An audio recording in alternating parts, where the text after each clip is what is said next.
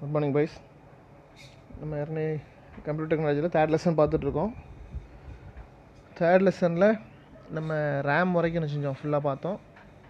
அதில் வந்து அடுத்தது நம்ம வந்து ரோம் என்ன செய்ய போகிறோம், பார்க்க போகிறோம். ரோம் அப்படிங்கிறத இப்போ லாஸ்ட் கிளாஸில் நம்ம லைட்டாக பார்த்தோம். இப்போ நான் திருப்பி ஒரு என்ன செய்கிறேன் உங்களுக்கு சொல்கிறேன். ஸோ ரோம் அப்படிங்கிறது ரீட் ஒன்லி மெமரி. சரியா? நீங்கள் அதை நினச்சி இங்கிலீஷில் நோட் பண்ணிக்கோங்க. பாருங்கள், படிக்க மற்றும் நினைவகம். ரோம் கணிப்பு வந்து ஒரு சிறப்பு நினைவகம். அதாவது ரோம் அப்படிங்கிறது கம்ப்யூட்டரில் பார்த்திங்கன்னா ஒரு சிறப்பு மெமரி. சரியா? சிறப்பு நினைவகம். இது உருவாக்கப்படும் போதே தரவுகள் பதிவு செய்யப்பட்டு விடுவதால் அதில் மாற்றம் செய்ய முடியாது. அதாவது என்ன சொல்கிறாங்க அப்படின்னா, அந்த ரோம் மெமரி அப்படிங்கிறதுல அதாவது இது வந்து சிஸ்டத்தில் என்ன செய்து இருக்குது. இது இப்போ இந்த ரோம் மெமரி வந்து பார்த்திங்க அப்படின்னா இது யாருக்குமே டேட்டா அப்படிங்கிறது உள்ளே என்ன செய்யணும், பதிவு செய்யப்பட்டு அதை வந்து என்ன செய்யாது, மாற்ற முடியாது. சரியா? இதில் வந்து யாருமே டேட்டாஸ்லாம் உள்ளே என்ன செய்யும் இருக்கும். இப்போ சிஸ்டத்துலேயே உள்ளே என்ன செய்யும் இருக்கும், ஸ்டோர் பண்ணியிருக்கோம். ஸோ இதை வந்து நம்ம என்ன செய்ய முடியாது, மாற்ற முடியாது. பாருங்கள், கணினியை துவக்கவும் மற்றும் தொடங்கவும் செய்ய வேண்டிய செயல்கள் போன்றவற்றை இத்தகைய நினைவகங்களில் வைக்கப்படுகிறது. அதாவது என்ன ஸ்டோர் பண்ணி வச்சுருக்காங்க அப்படின்னா, கம்ப்யூட்டரை வந்து ஆன் பண்ணும்போது, சரியா, ஆன் பண்ணும்போது என்னென்ன வேலைகள் செய்யணுமோ அதை வந்து இதில் என்ன செஞ்சுருக்காங்க, ஸ்டோர் பண்ணியிருக்காங்க. நம்ம யாருன்னே பார்த்தோம், கம்ப்யூட்டரை வந்து நம்ம நீங்கள் சுவிட்சை ஆன் பண்ணும்போது அதனுடைய கீபோர்டு வந்து செயலில் இருக்கா, கரெக்டாக வந்துருச்சா, சரியா, அப்புறம் சிஸ்டத்தில் வேறு என்னென்ன ஹார்ட்வேர்ஸு மற்ற இதெல்லாம் இருக்கோ எல்லாம் வந்து கரெக்டான கண்டிஷனில் இருக்கா அப்படிங்கிறத செக் பண்ணுறதுக்கு இது என்ன செய்கிறாங்க, இது வந்து என்ன செய்யுது, பயன்படுது. ரோமில் கணினியை துவங்குவதற்கு மிக முக்கிய நிரல்களை சேமித்து வைக்கவும், அதாவது டேட்டாவை வந்து சேமிச்சிக்கவும், ஒரு முறை தரவுகளை இதில் எழுதிவிட்டால் இதை மாற்றவோ அல்லது அழிக்கவோ முடியாது. ஸோ டேட்டாவை வந்து இதில் வந்து நம்ம காப்பி பண்ணியாச்சுன்னா அதை நினச்ச முடியாது, மாற்றவோ அல்லது அழிக்கவோ முடியாது. ஆனால் படிக்க மற்றும் முடியும். ரோமில் உள்ளடக்கம் மின்சாரம் நிறுத்தப்பட்டாலும் அழிவதில்லை. ஸோ ரோமில் வந்து மின்சாரம் வந்து கரண்ட் பவர் சப்ளை இல்லாட்டினாலும் நினச்சியாது, அழியாது. நம்ம ரேமில் வந்து நினச்சிஞ்சோம் பார்த்தோம், அழிஞ்சிரும் அப்படின்னு சொல்லி பார்த்தோம். இதனால் ரோம் அழியா நினைவகம் என்று அழைக்கப்படுகிறது. ஸோ அதை அண்டர்லைன் பண்ணிக்கோங்க. இது ஒன்றில் நினச்சிவாங்க கேட்பாங்க. ஸோ ரோம் ஒரு அழியா நினைவகம்.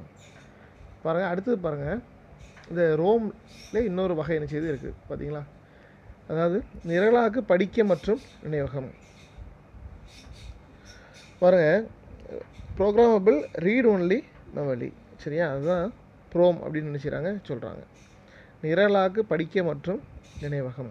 பாருங்கள், நிரலாக்கு படிக்க மற்றும் நினைவகம் ஒரு அழியா நினைவகம் ஆகும். ஸோ இது வந்து ரேமில் ஒரு வகை தான். சரியா? ஸோ அழியா நினைவகம். இதில் தரவுகள் ஒரு முறை மட்டும் எழுத முடியும். ஸோ இதில் வந்து தரவுகள் வந்து ஒரு முறை மட்டும் நினச்ச முடியும், எழுத முடியும். ரோமில் ஒரு முறை நிரல்களை எழுதிவிட்டால் எப்பொழுதும் அழியாமல் இருக்கும். ஸோ அதே போல் தான், ஒன்ஸ் ஒரு இடம் எழுதியாச்சு அப்படின்னா அது என்ன செய்யாது, அழியாமல் நிச்சயம் இருக்கும். முதன்மை நினைவகம் போன்று அல்லாமல் கணினியின் செயல்பாடு நிறுத்தப்பட்டாலும் ரோம் நிரல் அல்லது ப்ரோமின் உள்ளடக்கம் அழியாமல் இருக்கும். பாருங்கள், ரோமில் இருந்து மாறுபட்டதாகும். ப்ரோம் தயாரிக்கப்படும் பொழுது ஒரு காலி நினைவகமாக தயாரிக்கப்படுகிறது. அதாவது நம்ம ரோமில் வந்து பார்த்தோம், அது வந்து தயாரிக்கப்படும் போது அதில் என்ன செஞ்சிச்சு, அதில் வந்து சில ப்ரோக்ராம் என்ன செஞ்சாங்க, ஸ்டோர் பண்ணி இருந்துச்சு. ஆனால் அந்த ப்ரோம் பார்த்திங்க அப்படின்னா காலியாக என்ன செய்யும், இருக்கும். சரியா? அதாவது எப்படி என்ன சொல்கிறது அப்படின்னா, இதில் வந்து எதுவுமே என்ன செஞ்சிருக்க மாட்டாங்க, ஸ்டோர் பண்ணி இருக்காது. சரியா? ஸோ அந்த மாதிரி என்ன செய்யும், இருக்கும். இப்போ இந்த ப்ரோமுக்கு நம்ம வந்து எப்படி சொல்லலாம், என்ன எக்ஸாம்பிள் சொல்லலாம்னா, இப்போது இதில் வந்து ப்ரோக்ராம் எப்படி பண்ணுவாங்க அப்படின்னா, இது வந்து எம்டியாக இருக்கும். இப்போ நீங்கள் வந்து இந்த பைக்கிலலாம் பார்த்தீங்க அப்படின்னா, இந்த பிரேக் பிடிச்சா ஹார்ன் சவுண்டு கேட்குது பார்த்தீங்களா. ஸோ அதெல்லாம் இந்த மெத்தடில் தான் நினச்சிதாங்க உங்களுக்கு ப்ரோக்ராம் பண்ணுறாங்க. இப்போ காரில் ரிவர்ஸ் வரும்போது பார்த்திங்க அப்படின்னா ஒரு ஹார்ன் நினச்சி, ரிவர்ஸ் ஹார்ன் நினச்சியும் ஒரு ஏதாவது பாட்டு ஏதாவது நினச்சியும் இருக்கும். ஸோ இதெல்லாம் பார்த்திங்கன்னா இந்த ப்ரோம். சரியா? இதில் தான் இது மூலமாக தான் ப்ரோக்ராம் நினச்சிறாங்க பண்ணுறாங்க. சரியா? ஸோ இது வந்து எம்டியாக இருக்கும். நம்ம அதில் என்ன செஞ்சுக்கலாம், எந்த ஒரு ப்ரோக்ராமும் என்ன செஞ்சுக்கலாம், நம்ம ஏற்றிக்கலாம். ஸோ அதான் ப்ரோமில் பார்த்திங்க அப்படின்னா காலி நினைவகமாக இருக்கும். ஆனால் ரோம் தயாரிக்கும் பொழுது இதில் நிரல்கள் சேமிக்கப்படுகிறது. ஆனால் ப்ரோமில் நிரலுக்கு தேவைப்படும் பொழுது நிரல்களை எடுத்துக்கொள்ளலாம். சரியா, நமக்கு தேவையான போது என்ன செஞ்சுக்கலாம், எடுத்துக்கலாம். ஸோ அதுதான் என்ன சொல்கிறாங்கன்னா, ப்ரோம் பர்னர் பயன்படுத்தி ப்ரோம் சிப்பில் தரவுகள் எழுதப்படுகிறது. அதுதான் இந்த சொன்ன பார்த்தீங்கன்னா, அந்த காரில் வந்து பார்த்திங்கன்னா அந்த ரிவர்ஸ் ஹார்ன் இந்த மாதிரிலாம் வைக்கிறாங்கல்ல, பைக்கில் வந்து பிரேக் பிடிச்சா நினச்சி இது சவுண்டு வருது பார்த்தீங்களா, அதுதான் என்ன சொல்கிறாங்கன்னா பர்னர். சரியா, அதுதான் ப்ரோம் பர்னர் பயன்படுத்தின்னு சொல்லி சொல்கிறாங்களா, அது அந்த அந்த ப்ரோக்ராம் பேர் தான் ப்ரோம் பர்னர். ப்ரோம் பர்னர் பயன்படுத்தி ப்ரோம் சிப்பில் தரவுகள் எழுதப்படுகின்றது. இந்த வகையான ப்ரோமின் நிரலாக்கம் ப்ரோமில் எழுதுதல் என்று அழைக்கப்படுகிறது. சரியா, அடுத்தது பாருங்கள், அழிக்கக்கூடிய நிரலாக்கு படிக்க மற்றும் நினைவகம். அதாவது எதுன்னு சொல்லுவோம், எப்ரோம் அப்படின்னு சொல்கிறோம். சரியா, அதாவது erasable programmable read only memory. சரியா, ஸோ இப்போ இதிலே பார்த்தீங்க அப்படின்னா ஆன்சர் இருக்குது. எரேசபிள் அப்படின்னா என்ன அர்த்தம் அப்படின்னா, நம்ம இதை என்ன செஞ்சுக்கலாம், எரேஸ் பண்ணிக்கலாம். சரியா, இதை வந்து என்ன செஞ்சுக்கலாம், எரேஸ் பண்ணிவிட்டு திருப்பி நம்ம என்ன செஞ்சிடலாம், நம்ம வந்து எரேஸ் பண்ணி வேறு ப்ரோக்ராம் என்ன செஞ்சுக்கலாம், பண்ணிக்கலாம். ரைட்டா, அதான் ப்ரோக்ராம். அழிக்கக்கூடிய நிரலாக்கு படிக்க மற்றும் நினைவகம் ஒரு ப்ரோம் வகையான சிறப்பு நினைவகம் ஆகும். ஸோ இது அது கூட சேர்ந்தது தான் பாருங்கள். ஆனால் அதில் புறா ஊதா ஒளி மூலம் தகவல் அளிக்கப்படுகிறது. சரியா, இதை இப்பிரோமில் என்ன செய்கிறாங்க அப்படின்னா, புறா ஊதா ஒளி மூலம் என்ன செய்கிறாங்க, தகவல்கள் என்ன செய்கிறாங்க, அளிக்கப்படுகிறது. சரியா, அப்புறம் பாருங்கள், தகவல்கள் புறா ஊதா ஒளி செலுத்தும் வரை தகவல்களை சேமித்து வைக்கவும், புறா ஊதா ஒளி செலுத்தி ப்ரோமின் உள்ளடக்கத்தை அழித்து மீண்டும் வேறு நிரல்களை மறுபடியும் என்ன செய்யலாம், எழுதலாம். அதாவது நம்ம என்ன செஞ்சிடலாம் அப்படின்னா, இந்த ப்ரோக்ராமை அழிச்சிட்டு சரியா வேறு ஒரு ப்ரோக்ராம் என்ன செஞ்சுக்கலாம், இதில் மீண்டும் என்ன செஞ்சுக்கலாம், எழுதிக்கலாம். ப்ரோம் ஒரு முறை எழுதப்பட்ட பின் அதை அழிக்க முடியாது. அதாவது ப்ரோமில் வந்து ஒரு முறை எழுதியாச்சுன்னா என்ன செய்ய அழிக்க முடியாது. ஆனால் இப்பிரோமில் வந்து என்ன செஞ்சுக்கலாம், நம்ம அழித்து திருப்பி என்ன செஞ்சுக்கலாம், எழுதிக்கலாம். பாருங்கள், இப்பிரோம் பொதுவாக தனியார் கணினியின் பெரும்பாலும் பயன்படுத்தப்படுகிறது. ஏனெனில் உற்பத்தியாளர்கள் கணினியை வழங்கும் முன் ப்ரோமின் உள்ளடக்கத்தை மாற்றி மேம்படுத்தி அல்லது நீக்க வேண்டியவற்றை அழிக்க முடியும். இப்போ அந்த படம் கொடுத்துருக்கான் பாருங்கள், இந்த படத்தில் வந்து இந்த ஹோல் மாதிரி இருக்குது பார்த்தீங்களா, இது மூலமாக தான் என்ன செய்வாங்க அப்படின்னா, அந்த புறா ஊதா ஒளி இருக்குது பார்த்தீங்களா, அதை செலுத்தி என்ன செய்வாங்க, அந்த பழைய தகவலை என்ன செய்கிறாங்க, அழிக்கிறாங்க. சரியா, பழைய தகவல் அழித்து புதிய தகவல் என்ன செய்கிறாங்க, அதில் ஏற்றுறாங்க. ரைட்டா, அடுத்தது பாருங்கள், மின்சாரத்தால் அழிக்கும் மற்றும் நிரலாக்கு படிக்க மற்றும் நினைவகம் EEPROM. சரியா, பாருங்கள், electricity erasable programmable read only memory. So இது என்னென்னு பார்ப்போம். EEPROM ஒரு சிறப்பு ப்ரோம் வகையை சார்ந்த நினைவகம் ஆகும். சரியா, ஸோ இது வந்து ப்ரோம் வகையை சேர்ந்தது தான். பாருங்கள், இதில் உள்ள தரவுகளை மின்சாரத்தை செலுத்தி அழிக்கலாம். ஸோ இதில் வந்து மின்சாரத்தை செலுத்தி என்ன செய்யலாம், இதில் தரவுகளை என்ன செய்யலாம், அழிக்கலாம். அதான் அதில் போயிருக்காங்க, மின்சாரத்தால் அழிக்கும் மற்றும் நிரலாக்கு அப்படின்னு சொல்லி போயிருக்காங்க. சரியா, ஸோ நம்ம அதில் வந்து புற ஊதா ஒளி மூலம் அழிக்கலாம்னு சொல்லி பார்த்தோம். இதில் எப்படி பார்த்தா மின்சாரத்தை செலுத்தி என்ன செய்யலாம், அழிக்கலாம். மற்ற ப்ரோம் வகையை போல மின்சாரம் செலுத்தப்பட்டாலும் தரவுகள் அழியாது. ஸோ மின்சாரம் வந்து நிறுத்தப்பட்டாலும் தரவு என்ன செய்யாது, அழியாது. அதெல்லாம் அண்டர்லைன் பண்ணிக்கோங்க. மற்ற ரோம் வகையை ஒப்பிட்டால் EEPROM ஒரு மெதுவாக இயங்கும் நினைவகம் ஆகும். ஸோ இதையும் அண்டர்லைன் பண்ணிக்கோங்க. அதாவது EEPROM அப்படிங்கிறது ஒரு மெதுவாக இயங்கும் நினைவகம். சரியா, இதுக்கு எக்ஸாம்பிள் என்ன சொல்லலாம் அப்படின்னா, இந்த பென்ட்ரைவு இந்த மாதிரி இது என்ன செய்யலாம், நம்ம சொல்லலாம். சரியா, அதாவது பார்த்திங்கன்னா மின்சாரம் நிறுத்தப்பட்டாலும் என்ன செய்யாது, தரவு என்ன செய்யாது, டேட்டாஸ் வந்து என்ன செய்யாது, அழியாது. அடுத்தது பாருங்கள், கேட்ச் நினைவகம். கேட்ச் நினைவகம் அதிவேகமாக விலை உயர்ந்த நினைவகம் ஆகும். அதாவது ஸ்பீடாக இருக்கும், அதே நேரத்தில் என்ன செய்யும், எக்ஸ்பென்ஸ் ஜாஸ்தி. சரியா, அதான் என்னது இந்த கேட்ச் நினைவகம். ஸோ கேட்ச் நினைவகம் அப்படிங்கிறது அதிவேகமானது, அதே நேரத்தில் விலையும் கூட, விலை உயர்ந்த நினைவகமாகும். நினைவகத்தில் உள்ள தரவை திரும்ப எடுத்தலை துரிதப்படுத்துவதற்கு பயன்படும் நினைவகமாகும். நினைவகத்தில் உள்ள டேட்டாவை வந்து திரும்ப எடுத்தலை துரிதப்படுத்துவதற்கு இந்த நினைவகத்தை நினைச்சாங்க பயன்படுத்துகிறாங்க. இதன் விலை கூடுதல் யாருன்னே பார்த்தோம். அதனால் மையச்சேகத்தை முதல் நினைவகத்தின் அளவை விட கேட்ச் நினைவகத்தின் அளவு குறைவாக இருக்கும். பார்த்திங்க அப்படின்னா இது எல்லா சிஸ்டத்துலேயும் இந்த கேட்ச் நினைவகம் என்ன செய்யும், இருக்கும். எங்கே இருக்கும் பாருங்கள், மையச்சேகத்தில் முதல் நினைவகத்தின் அளவை விட, அதாவது மையச்சேகத்தை நம்ம யாருமே பார்த்தோம், அதில் வந்து முதன்மை நினைவகம் பார்த்தோம், அதை விட கேட்ச் நினைவகம் அப்படிங்கிறது கொஞ்சம் சின்னதாக செய்யும் இருக்கும். கேட்ச் நினைவகம் அப்படிங்கிறது சின்னதாக இருக்கும். ஏன்னா இது வந்து எக்ஸ்பென்ஸ் ஜாஸ்தினால இந்த கேட்ச் நினைவகம் சின்னதாக நினச்சிருப்பாங்க, மையச் செயலகத்தில் வச்சுருப்பாங்க. பாருங்கள், கேட்ச் நினைவகம் இல்லையெனில் மையச் செயலகம் ஒரு முறையும் தரவு தேவைப்படும் போது அதை முதன்மை நினைவகத்திலிருந்து பெறும். அதாவது இப்போ இந்த கேட்ச் நினைவகம் இல்லை அப்படின்னா மையச் செயலகம் வந்து ஒவ்வொரு முறையும் வந்து டேட்டாஸ் தேவைப்படும் போது முதன்மை நினைவகத்துக்கு என்ன செய்து போகுது. சரியா, பாருங்கள், அதனால் என்ன ஆகுது, இது அதிக நேரத்தை எடுத்துக்கொள்ளுது. சரியா, இப்போ இந்த கேட்ச் நினைவகம் இல்லை அப்படின்னா இந்த டேட்டாஸை எடுக்கிறதுக்கு முதன்மை நினைவகத்துக்கு போகிறனால டைம் நமக்கு என்ன செய்யுது, அதிகமாகுது. அதனால தான் இந்த கேட்ச் நினைவகத்தை வச்சுருக்காங்க.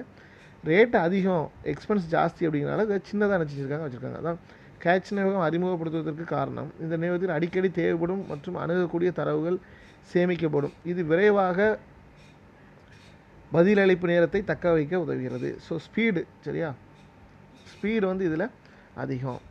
பாருங்கள், இங்கு இயக்க நேரம், அதாவது ஆக்சஸ் டைம் சொல்கிறாங்க. சரியா, நினைவகம் படிக்க எழுத கோரிக்கைக்கு எவ்வளோ விரைவாக பதிலளிக்க முடியும் என்பதை குறிப்பிடுகிறது. அதான் ஆக்சஸ் டைம் சொல்லுவாங்க. அந்த ஸ்பீடை வந்து ஆக்சஸ் டைம் அப்படின்னு சொல்லுவாங்க. படம் 3.8 மையச் செயலகத்திற்கும் முதன்மை நிலையத்திற்கும் இடையே அமைக்கப்பட்டுள்ள கேட்ச் நினைவகத்தை என்ன செய்யலாம், பார்க்கலாம். பாருங்கள், அங்கே CPU இருக்குது, அப்புறம் கேட்ச் நினைவகம் இருக்குது, அதுக்கப்புறம் மெயின் மெமரி என்ன செய்யுது இருக்குது. ஸோ மெயின் மெமரியை காட்டிலும் இந்த கேட்ச் நினைவகம் அப்படிங்கிறது சின்னதாக நிச்சயம் இருக்கும். மெயினாக எதுக்காக அப்படின்னா டைமை வந்து நம்ம ஸ்பீடாக்கிறதுக்கு இந்த கேட்ச் நினைவகத்தை நினச்சிறாங்க பயன்படுத்துகிறாங்க. அப்படி இல்லைன்னா CPUலேருந்து மெயின் மெமரி போயிட்டு அதுக்கப்புறம் நினச்சிடணும் நமக்கு டேட்டாஸாக எடுத்துகிட்டு வரணும். அதனால் இந்த கேட்ச் நினைவகத்தை வச்சுருக்காங்க. இது வந்து மெயின் மெமரியோட சின்னதாக நிச்சயம் இருக்கும் இந்த கேட்ச் நினைவகம். ஸோ அந்த கேட்ச் நினைவகத்தை யூசேஜ் என்னது அப்படின்னா ஸ்பீடாக வேலை செய்கிறதுக்கு இந்த கேட்ச் நினைவகம் நினச்சிறாங்க பயன்படுத்துகிறாங்க. ஸோ அந்த படம் ஒரு பாருங்கள். அடுத்தது இரண்டாம் நிலை சேமிப்பு சாதனங்கள். சரியா, இரண்டாம் நிலை சேமிப்பு சாதனங்கள். பாருங்கள், கணினியின் முதன்மை நினைவகம் பொதுவாக குறைந்த அளவிலும், சரியா, அதாவது குறைந்த அளவில் இருக்கும், விலை உயர்ந்தும் மற்றும் அழியும் நிலையிலும் நிச்சயம் இருக்கும். கணினியின் முதன்மை நினைவகம் வந்து பார்த்திங்கன்னா அதை ரேம்னு நம்ம சொல்கிறோம். சரியா, பொதுவாக குறைந்த அளவிலும் விலை உயர்ந்தும் அழிஞ்சிரும். சரியா, அழியும் நிலையில் நிச்சயம் இருக்கும். இரண்டாம் நிலை சேமிப்பு சாதனங்களில் தரவு மற்றும் நிரல்கள் நிரந்தரமாக சேமித்து வைக்கப்படும். இரண்டாம் நிலை சேமிப்பு சாதனங்கள் இயல்பாக அழியா நிலையில் இருப்பதால் இவை முதன்மை நினைவகத்திற்கு ஒரு இணை சேமிப்பு சாதனமாக பயன்படுத்தப்படுகிறது. இதனால் இரண்டாம் நிலை சேமிப்பு காப்பு சேமிப்பு, அதாவது பேக்கப் ஸ்டோரேஜ் என்று அழைக்கப்படுகிறது. இது வந்து என்ன அர்த்தம் அப்படின்னா, இது வந்து ஸ்டெப்னி போல். இப்போ நீங்கள் பார்த்தீங்கன்னா இப்போ கார் இருக்குது. ஸோ காரில் வந்து நமக்கு வந்து 4 டயர் என்ன செய்யுது இருக்குது. அதனால் நம்ம ஸ்டெப்னி அப்படிங்கிறது ஒன்று என்ன வச்சுருப்போம். ஏதோ ஒரு எமர்ஜென்சிக்கு நம்ம அதை என்ன செய்யுறது மாற்றுறதுக்கு. அதே போல் தான் இந்த பேக்கப் ஸ்டோரேஜ் இருக்குது பார்த்தீங்களா. இப்போ அந்த எல்லாம் போடுறாங்க பாருங்கள். இரண்டாம் நிலை சேமிப்பு சாதனங்கள் இயல்பாக அழியா நிலையில் இருப்பதால் இவை முதன்மை நினைவகத்திற்கு ஒரு இணை சேமிப்பு சாதனமாக பயன்படுகிறது. இதனால் இரண்டாம் நிலை சேமிப்பு காப்பு சேமிப்பு, அதாவது இதனோட ஸ்டோரேஜ் என்ன செய்கிறாங்க சொல்கிறாங்க. ஸோ அதில் அழிஞ்சிடும். அதனால் இதில் வந்து என்ன செய்யுது, அது எல்லாம் சேமித்து என்ன செய்யுது வச்சுக்கிறது. ஸோ ஸ்டெப்னி போல் இது என்ன செய்யுது, இந்த இரண்டாம் நிலை சேமிப்பு சாதனம் என்ன செய்யுது பயன்படுது. சரியா, ஸோ அந்த இரண்டாம் நிலை சேமிப்பு சாதனம் வேறு என்னெல்லாம் பாருங்கள். வன்வட்டு, ஹார்ட் டிஸ்க். சரியா, இது ஒரு ஸ்டோரேஜ். பாருங்கள், வன்வட்டு ஒரு காந்த வட்டாகும். இதில் தரவுகளை சேமிக்கலாம். வன்வட்டு ஒவ்வொரு வட்டிற்கும் ஒரு ஜோடி தலைகள் கொண்ட அணுகும் வண்ணம் பல வட்டுகளில் ஒன்றின் மீது ஒன்றாக அடுக்கப்பட்டு ஏற்பாடில் அமைத்திருக்கும். ஸோ ஹார்ட் டிஸ்க் உங்கள் எல்லாருக்குமே என்ன செய்யும் தெரியும். சிபியூவில் நமக்கு என்ன செய்யுது இருக்குது. இது ஒரு மெமரி. சரியா, வன்வட்டுகள் ஒன்றே அல்லது இரட்டை பக்க வட்டுகளாக இருக்கும். அடுத்தது பாருங்கள், சிடி. சரியா, குறுவட்டு, காம்பேக்ட் டிஸ்க்குன்னு சொல்லுவாங்க. ஸோ அதை எழுதிக்கோங்க நீங்கள்.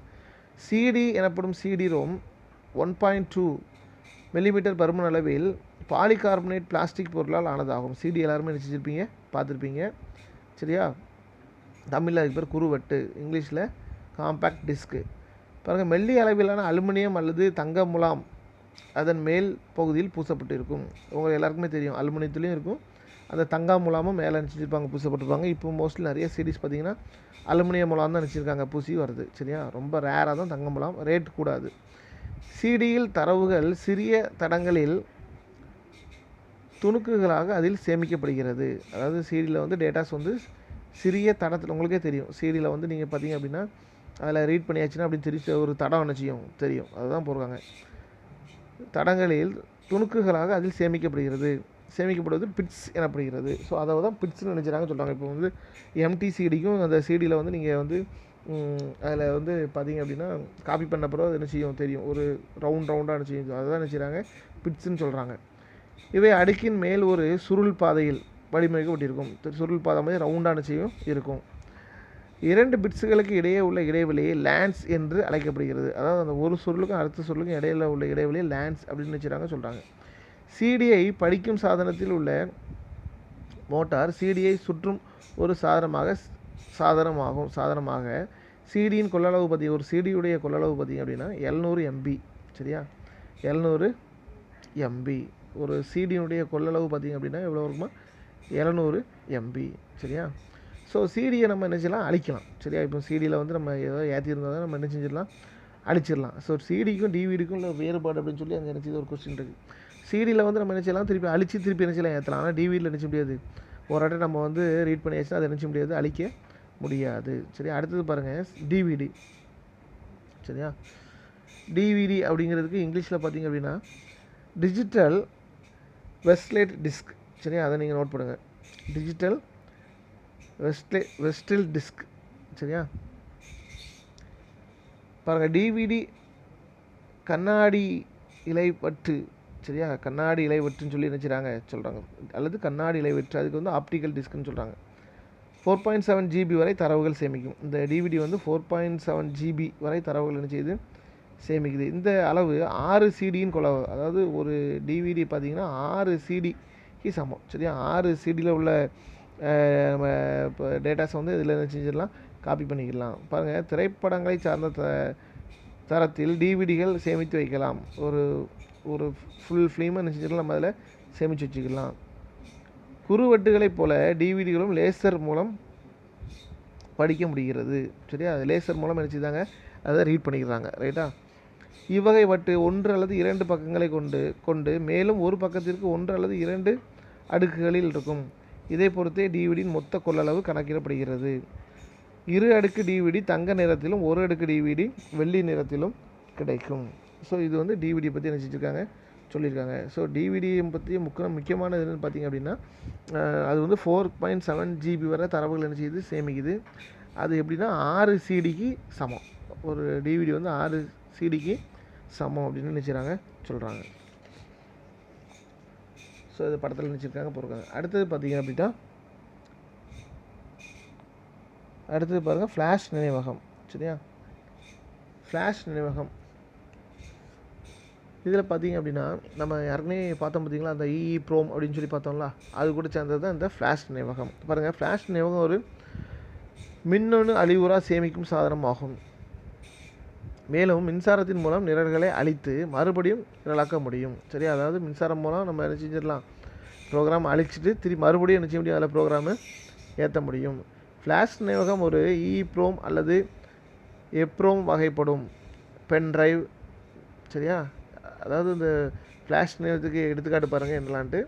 பென் டிரைவு, மெமரி கார்டு போன்றவை ஃப்ளாஷ் நினைவகத்திற்கான எடுத்துக்காட்டு ஆகும். ஸோ பென் டிரைவ்லாம் இந்த ஃப்ளாஷ் நினைவகத்தை சேர்ந்தது. ரைட்டா, தனியால் கணிப்பொறி, தன்னுடைய இலக்க வகை உதவியாளர், digital audio player, digital camera, அப்புறம் நம்ம மொபைல் போன்றவற்றில் இவ்வகை ஃப்ளாஷ் நினைவகம் உபயோகப்படுத்தப்படுகிறது. ஃப்ளாஷ் நினைவகம் வேகமாக அணுகல் நேரத்தை வழங்குகிறது.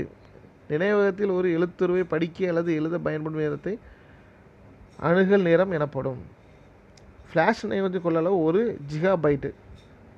அதாவது 1 GB-லேருந்து 2 TB வரைக்கும் நினச்சிதும் கிடைக்குது ஃப்ளாஷ் நினைவகம். பாருங்கள், படம் 3.11 ஃப்ளாஷ் நினைவகத்தின் ஒரு மாதிரி. சரி, அப்போ ஃப்ளாஷ் நினைவகத்துக்கு எடுத்துக்காட்டு பார்த்திங்க அப்படின்னா நமக்கு என்னது, பென்ட்ரைவ் தான் அது ஃப்ளாஷ் நினைவகத்துக்கு எடுத்துக்காட்டு. இது வேறு எங்கெல்லாம் பயன்படுத்துகிறாங்க அப்படின்னா எங்கே பயன்படுத்துகிறாங்க பார்த்திங்கன்னா டிஜிட்டல் பிளேயரில் பயன்படுத்துகிறாங்க, டிஜிட்டல் கேமரா, அப்புறமா மொபைல். சரியா, இதெல்லாம் இந்த ஃப்ளாஷ் நினைவகம் என்ன செய்கிறாங்க, பயன்படுத்துகிறாங்க. ரைட்டா, ஸோ இதை நம்ம என்ன செஞ்சிடலாம், அழிச்சிட்டு மறுபடியும் என்ன செஞ்சிடலாம், ப்ரோக்ராமு இதில் எழுதிக்கலாம். இதுக்கு இந்த ஃப்ளாஷ் நினைவகம் பயன்படுது. அடுத்தது பாருங்கள் ப்ளூரே டிஸ்க்கு. சரியா, இது ஒரு வித்தியாசமான டிஸ்க்கு. இது எதுக்கு பயன்படுத்துகிறாங்க பாருங்கள். ப்ளூரே வட்டு அதிக அடர்த்தியான கண்ணாடியிலை வட்டு வடிவமைப்பு பெற்ற டிவிடியை போன்றதாகும். சரியா, அதாவது பாருங்கள் டிவிடி போன்றது தான், ஆனால் இது எப்படி இருக்குது பாருங்கள், அடர்த்தியான கண்ணாடியிலை வட்டு போன்று வடிவமைக்கப்பட்டிருக்கு. சரியா, ப்ளூரே வட்டு பெரும்பாலும் விளையாட்டு மென்பொருள்களை, சரியா, அப்புறம் பாருங்கள் உயர் வரையறை திரைப்படங்களை. சரியா, அதாவது நம்ம வந்து இந்த ஸ்போர்ட்ஸுக்குள்ள மென்பொருள் இருக்குது பார்த்தீங்களா. சரியா, சாஃப்ட்வேரு, அப்புறம் உயர் வரையறை திரைப்படங்களை சேமிக்க இந்த ப்ளூரே டிஸ்க் வந்து என்ன செய்கிறாங்க, பயன்படுத்துகிறாங்க. பாருங்கள், ஒரு 2 அடுக்கு ப்ளூரே வட்டில் 50 ஜிபி வரை தரவுகள் என்ன செய்யலாம், சேமிக்கலாம். சரியா, அதாவது ஒரு இந்த ப்ளூரே டிஸ்கில் வந்து பார்த்திங்கன்னா 50 ஜிபி வரை, அதிகமான ஜிபி தான். சரியா, இதில் என்ன செய்யலாம், சேமிக்கலாம். டிவிடியின் தரவை சேமிப்பதற்கு மற்றும் படிப்பதற்கு சிவப்பு லேசர் பயன்படுத்தப்படுகிறது. சரியா, இப்போ டிவிடியில் வந்து பாருங்கள் தரவை சேமிப்பதற்கு படிப்பதற்கு வந்து சிவப்பு லேசர் என்ன செய்கிறாங்க, பயன்படுத்துகிறாங்க. சரியா, அதாவது ரீட் பண்ணுறதுக்கு என்ன செய்கிறாங்க, சிவப்பு லேசர் பயன்படுத்துகிறாங்க. ஆனால் ப்ளூரே ப்ளூ வயலட் லேசரை தரவை எழுதுவதற்கு பயன்படுத்துவதால் ப்ளூரே என்று பெயர் பெற்றது. அதாவது அங்கே பார்த்திங்கன்னா சிவப்பு அந்த லேசர் லைட்டை என்ன செய்கிறாங்க, பயன்படுத்துகிறாங்க. இங்கே வந்து பார்த்திங்கன்னா வயலட் லேசர், அதனால் இதுக்கு பேர் வந்து ப்ளூரே டிஸ்க் அப்படின்னு பேர் என்ன செஞ்சு வந்துச்சு. ரைட்டா, அப்போ இதில் முக்கியமானது பார்த்திங்கன்னா விளையாட்டு மென்பொருட்கள் மற்றும் உயர் வரையறை திரைப்படங்களை சேமிக்க இந்த டிஸ்க் என்ன செய்கிறாங்க, பயன்படுத்துகிறாங்க. இது வந்து டபுள் சைடு. சரியா, ஸோ இதனுடைய கெப்பாசிட்டி பார்த்திங்கன்னா 50 ஜிபி. சரியா, ஸோ அங்கே வந்து சிவப்பு லேசரை பயன்படுத்துகிறாங்க, இங்கே வந்து வயலட் லேசர், அதனால் இதுக்கு பேர் வந்து ப்ளூரே டிஸ்க் அப்படின்னு சொல்லி இதுக்கு பேர் என்ன செஞ்சு வந்துச்சு. அடுத்தது பாருங்கள், தொடர்பு முகம் மற்றும் இடைமுகம், போர்ட்ஸ் இன்டர்ஃபேஸ். சரியா, அதாவது நம்ம சிஸ்டத்தில் பயன்படுத்தக்கூடிய பல்வேறு வகையான தொடர்பு முகம். சரியா, அது என்னென்னு சொல்லி என்ன செய்ய போகிறோம், பார்க்க போகிறோம்.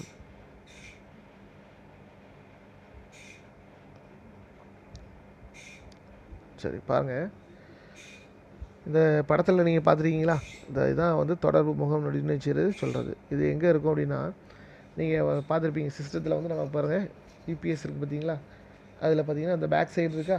சரியா, அதான் யூஎஸ்பின்னு என்ன சொல்லுவாங்க, தொடர்பு முகங்கள் அப்படின்னு சொல்லுவாங்கள்ல. பின்னாடி பார்த்தீங்கன்னா அந்த படத்தில் போட்டிருக்காங்க பாருங்கள், அதாவது மவுஸுக்கு வந்து ஒரு மவுஸ்லேருந்து நம்ம கீபோர்ட்லேருந்து அங்கே யூஎஸ்பிக்கு என்ன செய்து போகுது. சரியா, அதுக்கப்புறம் சீரியல் போர்ட்டு, பவர் சப்ளை, அப்புறம் வேறு என்ன இருக்குது, ஹெச்டிஎம்ஐ போர்ட்டு, சீரியல் போர்ட் அப்படின்னு சொல்லி என்ன செய்யுது இருக்குது. சரியா, இதுதான் பல்வேறு வகையான தொடர்பு முகம். அதை நம்ம நினச்சி போகிறோம், இதில் பார்க்க போகிறோம். பாருங்கள், படம் 3.13 காட்டப்பட்டுள்ளது போல் ஒரு கணிப்பொறியின் மதர் போர்டின் சரியா பின்புறத்தில் தொடர்பு முகம் மற்றும் இடைமுக இணைப்பதற்கு இன்புட் அவுட்புட், அதான் I1 போடுறாங்க, இன்புட் அவுட்புட் தொலைகள் உள்ளது. சரியா, ஸோ இது மதர் போர்டுக்கு பின்னாடி இருக்குது. எல்லாருமே என்ன செஞ்சுருப்பீங்க, நீங்கள் பார்த்துருப்பீங்க. இதில் தான் நமக்கு வந்து ஃபுல்லாக இன்புட் அவுட்புட் எல்லாம் என்ன செய்கிறாங்க, கனெக்ட் பண்ணுறாங்க. சரியா, அதுதான் என்ன செய்கிறாங்க, தொடர்பு முகம் இடைமுகம் என்ன செய்கிறாங்க சொல்கிறாங்க. பாருங்கள், கணிப்பொறியுடன் வெளிக்கருவிகளை இணைப்பதற்கு தனித்தனி தொடர்பு முகம் இடைமுகங்கள் உள்ளன. பல வகையான தொடர்பு முகங்கள் கீழே கொடுக்கப்பட்டுள்ளது. ஸோ இது ஒரு முக்கியமான கொஸ்டின், 5 மார்க்கில் இது என்ன செஞ்சுருக்கேன், இந்த கேட்டிருக்கேன். சரியா, ஸோ இது என்ன செய்யும் பாருங்கள், ரொம்ப ஈஸியாக தான் என்ன செய்யும் இருக்கும். பாருங்கள், ஃபஸ்ட்டு பார்த்தீங்கன்னா சீரியல் போர்ட்டு. சரியா, தொடர்பு முகம் பழைய கணினியில் வெளிக்கருவிகளை இணைப்பதற்கு பயன்படுத்தப்பட்டது. இது வந்து பழைய சிஸ்டத்தில் பார்த்தீங்கன்னா வெளிக்கருவிகளை இணைப்பதற்கு இதை என்ன செஞ்சாங்க, பயன்படுத்துகிறாங்க, இந்த சீரியல் போர்ட்டு. சரியா, அடுத்தது பாருங்கள், இணையான தொடர்பு முகம் பேரலல் போர்ட்டு. இதுவுமே அப்படி தான், ஓல்டு பழைய கம்ப்யூட்டரில் அந்த பிரிண்டர்ஸ் இருக்குது பார்த்தீங்களா, அது அந்த கணிப்பொறியில் வந்து அச்சுப்பொறியை பிரிண்டரை இணைப்பதற்கு இதை நினச்சிட்டாங்க, பயன்படுத்துகிறாங்க. சரியா, அதுதான் பேரலல் போர்ட் அப்படின்னு சொல்கிறாங்க, அதாவது கணிப்பொறியில் அச்சுப்பொறியை இணைப்பதற்கு பயன்படுத்தக்கூடியது. சரியா, அடுத்தது பாருங்கள், யூஎஸ்பி தொடர்பு முகம். இது லேட்டஸ்ட்டு. அது யூஎஸ்பிக்கு ஃபுல் ஃபார்ம் பார்த்திங்க அப்படின்னா யூனிவர்சல் சீரியல் பஸ் போர்ட் எழுதிக்கோங்க, யூனிவர்சல் சீரியல் பஸ் போர்ட். அதுதான் யூஎஸ்பி போர்ட்னு நினச்சிறாங்க சொல்கிறாங்க. பாருங்கள், கேமராக்கள், ஸ்கேனர்கள், மொபைல்கள், வெளிப்புற வன்வட்டு மற்றும் அச்சுப்பொறி போன்ற வெளிப்புற கருவிகளை இணைப்பதற்கு இந்த யூஎஸ்பி நினச்சிறாங்க, பயன்படுத்துகிறாங்க. இது ஒன் வேர்டில் கூட நினச்சிலாம் கேட்கலாம். சரியா, ஸோ யூஎஸ்பி தொடர்பு எது பயன்படுத்துனா கேமராக்கள், ஸ்கேனர்ஸ், மொபைல், வெளிப்புற வன்தட்டு மற்றும் அச்சுப்பொறி போன்ற வெளிப்புற கருவிகளை இணைப்பதற்கு இந்த யூஎஸ்பி தொடர்பு முகத்தை நினச்சிறாங்க, பயன்படுத்துகிறாங்க. அடுத்து பாருங்கள், விஜிஏ இணைப்பான். இந்த விஜிஏ இணைப்பானும் நினச்சிவாங்க அப்படின்னா தனியாக நினச்சிவாங்க, கொஸ்டின் கேட்பாங்க. கொஸ்டினில் இல்லை, தனியாக கேட்பாங்க. எல்சிடி ப்ரொஜெக்டர் அல்லது காட்சி திரையை கணினியுடன் இணைப்பதற்கு பயன்படுகிறது. புரியுதா, அதாவது எல்சிடி ப்ரொஜெக்டர் அல்லது காட்சி திரையை கணினியுடன் சரியா மானிட்டரோட இணைக்கிறதுக்கு இந்த விஜிஏ இணைப்பான் நினைச்சாங்க, பயன்படுத்துகிறாங்க. எல்சிடி ப்ரொஜெக்டர் வந்து இந்த கணினியுடன் இணைக்கிறதுக்கு நினைச்சாங்க, பயன்படுத்துகிறாங்க. அப்புறம் பாருங்கள் ஆடியோ ப்ளக்ஸ், கணினியுடன் ஒலிபெருக்கி மைக்ரோஃபோன் மற்றும் ஹெட்ஃபோன் இணைப்பதற்கு. சரி, அதுக்கு பேர் வந்து ஆடியோ ப்ளக்ஸ். கம்ப்யூட்டர் கூட வந்து ஒலிபெருக்கி அப்புறம் மைக்ரோஃபோனு ஹெட்செட்டை வந்து இணைக்கிறதுக்கு இந்த ஆடியோ ஃப்ளக்ஸ் என்ன செய்கிறாங்க, பயன்படுத்துகிறாங்க. அப்புறம் பாருங்கள் PS2 போர்ட், சுட்டி மற்றும் விசைப்பலகையை கணினியுடன் இணைப்பதற்கு பயன்படுகிறது. அதாவது சுட்டி மற்றும் மவுஸையும் விசைப்பலகையும் என்ன செய்கிறாங்க, கணினியுடன் இணைப்பதற்கு என்ன செய்கிறாங்க, பயன்படுத்துகிறாங்க. அது பார்த்திங்கன்னா உங்களுக்கு தெரியும், இந்த படத்தில் என்ன செஞ்சுருக்காங்க, கொடுத்துருக்காங்களா, அந்த பொடிசாக இருக்கா மவுஸ் போர்ட். சரியா? ஸோ இது உங்களுக்கு தெரியும். அந்த பின் பார்த்திங்க அப்படின்னா அது புள்ளி புள்ளியாக என்ன செய்யும் இருக்கும். அதில் வந்து ஏதாவது ஒரு பின் உடஞ்சா கூட நினச்ச முடியாது, அதுலேருந்து நமக்கு எதுவுமே நினச்சியாது வராது. சரியா? அதான் நினச்சிருக்கான் போயிருக்கான். சரியா? அந்த க்ரீன் கலர்லேயும் வயலட் கலர்லையும் இருக்குது பார்த்தீங்களா, அதான். சரியா? அதான் அதில் என்ன போயிருக்கான் பாருங்கள், சுட்டி மற்றும் விசைப்பலகையை கணினியுடன் இணைப்பதற்கு இது என்ன செய்யுது, பயன்படுது. அடுத்து பாருங்கள் SCSI போர்ட், வன்வட்டு பிணைய இணைப்புகள் கணினியுடன் இணைப்பதற்கு. அதாவது ஹார்ட் டிஸ்க்கு அப்புறம் நெட்வொர்க்கு, அதுதான் பிணைய இணைப்புகள்னு போயிருக்கான். சரியா? பிணைய இணைப்பிகள் கணினியுடன் இணைப்பதற்கு பயன்படுத்தப்படுகிறது இந்த SCSI போர்ட் அப்படிங்கிறது. ஹார்ட் டிஸ்க்கு அப்புறம் நெட்வொர்க்கு கணினியுடன் இணைப்பதற்கு என்ன செய்கிறாங்க, பயன்படுத்துகிறாங்க.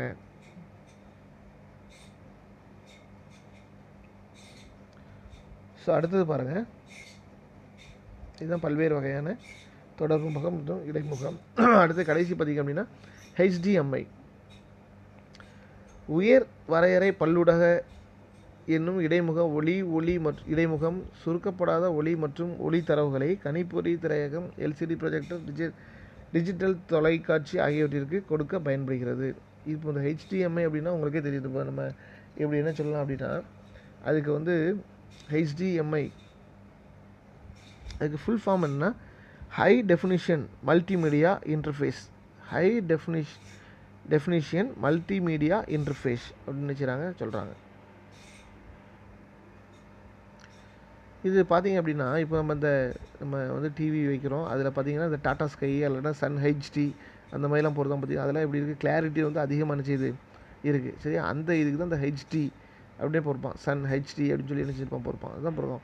உயர் வரையறை பல்லூடகம் என்னும் இடைமுகம் ஒளி இடைமுகம் சுருக்கப்படாத ஒளி மற்றும் ஒளி தரவுகளை கணிப்பொறி, திரையகம், LCD ப்ரொஜெக்டர், டிஜிட்டல் தொலைக்காட்சி, இப்போ நம்ம LED டிவிலாம் இருக்குது பார்த்திங்களா, ஆகியவற்றிற்கு கொடுக்க பயன்படுகிறது இந்த HDMI.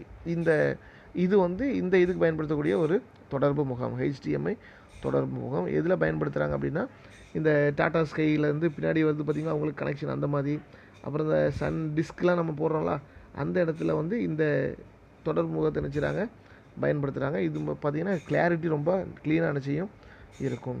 சரியா? ஸோ இந்த செகண்ட் லெசன் இதோட நமக்கு கிடச்சிது முடியுது. நம்ம கொஞ்சம் ஸ்பீடாக தான் நினச்சிருக்கோம் பார்த்துருக்கோம். ஆனாலும் நம்ம ஸ்கூலுக்கு வரும்போது என்ன செய்யலாம், இன்னும் நல்லா க்ளீனாக உங்களுக்கு என்ன செய்யலாம் எக்ஸ்பிளைன் பண்ணுறேன். நம்ம லேபு போய் என்ன செய்யலாம் பார்க்கலாம். ஸோ நம்ம ஒன் வேர்டு இதில் என்ன செஞ்சுட்டோம், குறிச்சிட்டோம். கொஸ்டினும் நான் உங்களுக்கு என்ன செய்கிறேன் தாரேன். நீங்கள் இதில் என்ன செய்யுங்க, கொஸ்டினை நோட்டில் எழுதி என்ன செய்யுங்க, படிங்க. எக்ஸாமுக்கு என்ன செய்யுங்க, நல்லா ரெடி ஆகுங்க. இப்போ நம்ம கடைசியாக நடத்தின இந்த தொடர்பு முகம் கொஸ்டின் கூட நினச்சிருக்கேன், உங்களுக்கு 5 மார்க்கில் கேட்டிருக்கேன். புரியுதா? ஸோ எக்ஸாமுக்கு நல்லா ப்ரிப்பேர் பண்ணுங்கள், நல்லா படிங்க. கரெக்டாக அந்த சொன்ன டைமில் நீங்கள் என்ன செய்யணும், எக்ஸாமை எழுதி என்ன செய்யணும், முடிச்சு இங்கே என்ன செய்யணும் கொண்டு வரணும். ஸோ எக்ஸாம் பற்றின உங்களுக்கு டீட்டெயில் உங்களுக்கு என்ன செய்வாங்க, குரூப்பில் போட்டு விடுவாங்க. ஸோ நம்ம வந்து கம்ப்யூட்டரை பொறுத்த வரைக்கும் முதல் லெசனும் தேர்ட் லெசன் என்ன செஞ்சுருக்கோம் பார்த்துருக்கோம். ஸோ 2 லெசன் நமக்கு அதில் 2லேருந்து என்ன செய்யும் கொஸ்டின் வரும். 1 வேர்டு ஃபுல்லாக நினச்சிங்க பாருங்கள். அதுக்கப்புறம் ஜிஎம்ஐ பொறுத்த வரைக்கும் முதல் 3 பாடம். ஸோ அதில் உள்ள 1 வேர்டு ஃபுல்லாக பாருங்கள். கொஸ்டின் நினச்சியும் அதுலேயும் நான் உங்களுக்கு நினச்சிவேன் போட்டு விட்றேன். ஸோ படித்து என்ன செய்யுங்க, நீங்கள் எக்ஸாமை எழுதுங்க. எக்ஸாம் நல்லா நினச்சிங்க எழுதுங்க. ஓகே, தேங்க்யூ, பாய்.